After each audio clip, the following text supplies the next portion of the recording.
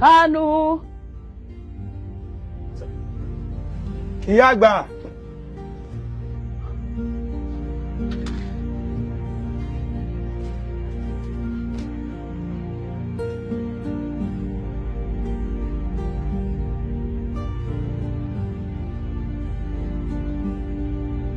Ìbò.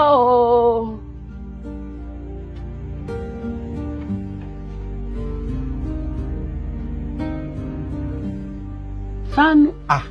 Èmi ni ìyá. Bàbá olóyè. Ẹ máa kéèsì ìyá. Dẹ̀hùn gan. Ẹ ǹlẹ́ ìyá. Ẹ̀yin mo rí wẹ́rẹ́. Ẹ kú ọjọ́ mẹ́ta. Ẹ wọ̀n ká sàn. Àwa ni ìyá. Ẹ lẹ́ o. Ẹ kú ọjọ́ mẹ́ta ìyá. Tí ò le. Kọ́ máa ṣe lé ní ìyá àgbà. Ọ̀rọ̀ lórí ọ̀rọ̀ àjálù burúkú tí ń já lọ́tún lósì sínú ìlú wa yìí. Wọ́n wá ní kí àwọn agbófinró ká bá mójútó kójú wọn tó lé kójú wọn tó ko. Nǹkan burúkú tí ń ṣẹlẹ̀ pé gẹ́gẹ́ bí iṣẹ́ tí wọ́n lè máa dáàbò bo gbogbo orígun tí a ti ń gbọ́ ariwo gbogbo ìgbà tí òfin ní sí ariwo mọ́. Òótọ́ lẹ sọ sẹ́ẹ̀tì ẹ̀rí kélédù àgbà wà ní rògbòdìyàn náà pọ̀. Láfikún pé kò sí lè gbalẹ̀ jù sí nǹkan mọ́ nínú ìlú yàtọ̀ sí ọ̀dọ̀ yín tá a fi ń sí. Wọ́n wá ní pé kí n kó wọn wá sọ́dọ̀ yín kí wọ́n farapamọ́ síbí títí di ìgbà tí wọ́n fi ṣe iṣẹ́ tí wọ́n á ṣe tán tí wọ́n ṣàmójútó tán tí wọ́n fọ̀lù mọ́. Kò sí wàhálà olóye.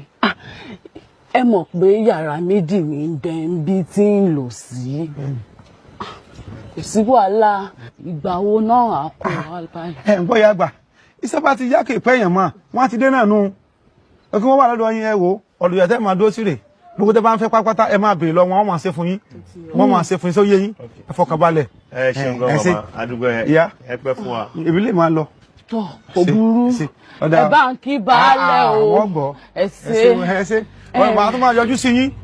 Ṣẹ́gbọ́n ẹ ṣe o. Ẹ̀yin ọmọ mi ẹ káàbọ̀ ẹ mọ̀ kẹ́rù yín bọ̀ nílé. Ẹ rọra mama ẹ rọra.